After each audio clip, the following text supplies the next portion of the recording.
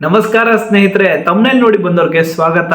ಯಾವತ್ತಾದ್ರೂ ನೀವು ಯಾವ್ದಾದ್ರು ರಾಜ್ಯದ ಮುಖ್ಯಮಂತ್ರಿ ಈರುಳ್ಳಿಗೋಸ್ಕರ ತಮ್ಮ ರಾಜ್ಯದ ಮುಖ್ಯಮಂತ್ರಿ ಸ್ಥಾನವನ್ನ ರಾಜೀನಾಮೆ ಕೊಡೋದನ್ನ ಕೇಳಿದೀರಾ? ಹೌದು, ಇದು ಒಂದು ವಿಚಿತ್ರ ಮಾಹಿತಿ, ವಿಚಿತ್ರ ನ್ಯೂಸ್ ಅಂತಾನೆ ಹೇಳ್ಬೋದು. ಇದು ಮಾತಾಡ್ತಿರೋದ್ರ ಬಗ್ಗೆ ಇವಾಗ ಕರ್ನಾಟಕದ ಬಗ್ಗೆ ಮಾತಾಡ್ಲೇಬೇಕು. ಕರ್ನಾಟಕದ ಮುಖ್ಯಮಂತ್ರಿ ಅವರಾದ ಚೀಫ್ ಮಿನಿಸ್ಟರ್ ಇವಾಗ ಸಿದ್ದರಾಮಯ್ಯ ಇದ್ದಾರೆ. ಅವರು ಇಳಿತಾರೆ, 2 ವರ್ಷ ಬಿಟ್ಬಿಟ್ಟು 2 ವರ್ಷ ಆದ್ಮೇಲೆ ಡಿ ಕೆ ಶಿವಕುಮಾರ್ ಅವ್ರಿಗೆ ಕೊಡ್ತಾರೆ ಅಂತ ನ್ಯೂಸ್ ಇದೆ. ಇವಾಗ್ಲೇ ಇಳಿತಾರೆ ಅಂತ ಕೂಡ ನ್ಯೂಸ್ ಬರ್ತಾ ಇದೆ. ಯಾರು ಆಗ್ತಾರೆ? ಡಿ ಕೆ ಶಿವಕುಮಾರ್ ಅವರೇ ಆಗ್ತಾರಾ ಅಥವಾ ಬೇರೆಯವ್ರನ್ನ ಯಾರಾದ್ರೂ ಮುಖ್ಯಮಂತ್ರಿ ಸ್ಥಾನಕ್ಕೆ? ಈಗ ಸಿಕ್ಕಾಪಟ್ಟೆ ಜನ ಕೂಡ ರೇಸಲ್ಲಿ ಇರೋದು ನಿಮ್ಗೆಲ್ಲರಿಗೂ ಗೊತ್ತಿದೆ.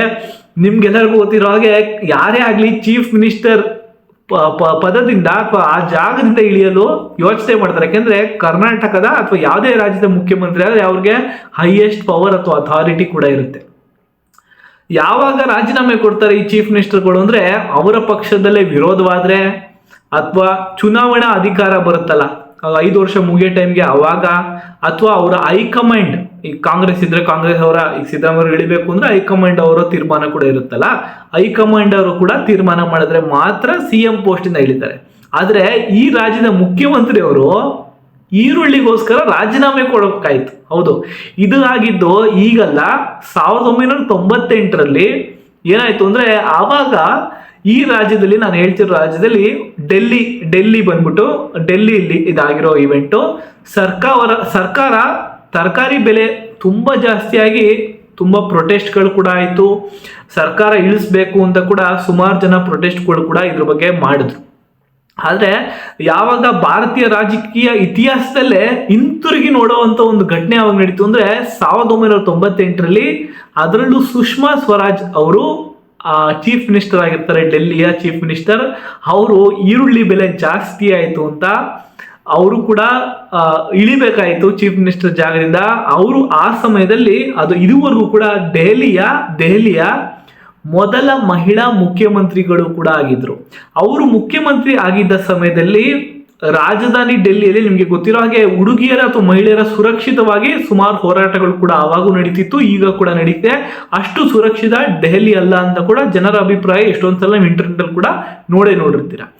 ಆಗಿನ ಕಾಲದಲ್ಲೂ ಕೂಡ ತುಂಬಾ ಕಾನೂನು ಸುವ್ಯವಸ್ಥೆ ಅವರು ತಂದು, ಸುಷ್ಮಾ ಸ್ವರಾಜ್ ಅವರು ರಾಜಧಾನಿ ಅಲ್ಲಿ ಹುಡುಗಿಯರು ಸುರಕ್ಷಿತವಾಗಿ ಓಡಾಡಬೇಕು, ಎಷ್ಟೇ ಟೈಮಲ್ಲೂ ಕೂಡ ಯಾವುದೇ ರೀತಿ ಅವ್ರಿಗೆ ತೊಂದರೆ ಆಗಬಾರ್ದು ಅಂತ ಹಲವಾರು ಪ್ರಯತ್ನಗಳು ಕೂಡ ಮಾಡಿದ್ರು. ಆ ಪ್ರಯತ್ನಗಳು ಸಫಲ ಕೂಡ ಆಗಿತ್ತು. ಆದ್ರೆ ಎಲ್ಲೋ ಒಂದ್ ಕಡೆ ಈರುಳ್ಳಿ ಬೆಲೆ ಹಠಾತ್ ಏರಿಕೆ ಆಗಿರೋದ್ರಿಂದ ರಾಜಧಾನಿಯಿಂದ ಜನರು ಅವ್ರನ್ನ ತಿರಸ್ಕರಿಸ್ತಾರೆ. ಅವರು ಅವರ ಪದದಿಂದ ಇಳಿಬೇಕಾಗತ್ತೆ. 1993ರಲ್ಲಿ ಕೂಡ ಭಾರತೀಯ ಜನತಾ ಪಕ್ಷದಲ್ಲಿ ದೆಹಲಿಯಲ್ಲಿ ಮೊದಲ ಬಾರಿಗೆ ಸಂಪೂರ್ಣ ಬಹುಮತ ಬರುತ್ತೆ. ಅಲ್ಲಿವರೆಗೂ ಬಿಜೆಪಿ ಯಾವಾಗೂ ಕೂಡ ಸಂಪೂರ್ಣ ಬಹುಮತವನ್ನ ಪಡೆದಿರಲಿಲ್ಲ.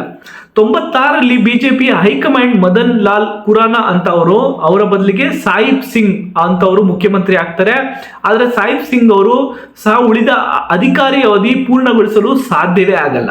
ಈ ತರ ಯುವ ನಾಯಕಿಯಾಗಿದ್ದು ಸುಷ್ಮಾ ಸ್ವರಾಜ್ ಅವರು, ಅವಾಗ ಅವರು ಮುಖ್ಯಮಂತ್ರಿ ಆಗೋ ಅವಕಾಶ ಸಿಗುತ್ತೆ. ಇದರೊಂದಿಗೆ ಅವರು ಸಿಂಹಾಸನ ಕೂಡ ಏರ್ತಾರೆ. ಆದ್ರೆ ಬಹಳ ಕಡಿಮೆ ಅವಧಿಗೆ ಈ ತರ ತರಕಾರಿ ಬೆಲೆ ಏರಿಕೆ ತುಂಬಾ ಜಾಸ್ತಿ ಆಗಿರೋದ್ರಿಂದ ಅವರು ಅವರ ಜಾಗವನ್ನ ಕೂಡ ತೊರಿಬೇಕಾಗುತ್ತೆ. ಇದು ಸುಷ್ಮಾ ಸ್ವರಾಜ್ ಅವರ ಒಂದು ಚಿಕ್ಕ ಸ್ಟೋರಿ. ಯಾವ ತರಕಾರಿಯಿಂದ ಯಾವ ಮುಖ್ಯಮಂತ್ರಿ ಜಾಗ ಯಾವಾಗಾದ್ರೂ ಶೇಕ್ ಆಗ್ಬೋದು, ಯಾವಾಗಾದ್ರೂ ಸಿಂಹಾಸನ ಶೇಕ್ ಆಗ್ಬೋದು ಅನ್ನೋದಕ್ಕೆ ಬೆಲೆ ಏರಿಕೆ ಕೂಡ ತುಂಬಾ ಸಾಕ್ಷಿ. ಯಾಕೆಂದ್ರೆ ಎಷ್ಟೋ ಜನ ತರಕಾರಿ, ಹಣ್ಣು, ಇವಾಗ ನಿಮಗೆ ಗೊತ್ತಿರೋ ಹಾಗೆ ಸ್ವಲ್ಪ ದಿವಸದಿಂದ ಈ ಬೆಳ್ಳುಳ್ಳಿ ತುಂಬಾ ರೇಟ್ ಜಾಸ್ತಿ ಆಗಿತ್ತು. ಈರುಳ್ಳಿ ಕೂಡ 150-200 ರೂಪಾಯಿ ಅಷ್ಟು ಕೂಡ ದಾಟ್ಬಿಟ್ಟಿತ್ತು. ಇವಾಗೂ ಕೂಡ ಈರುಳ್ಳಿ ಬೆಲೆ 70-75 ರೂಪಾಯಿ 1 kg ವರೆಗೂ ಹೋಗುತ್ತೆ ಒಂದೊಂದ್ಸಲ.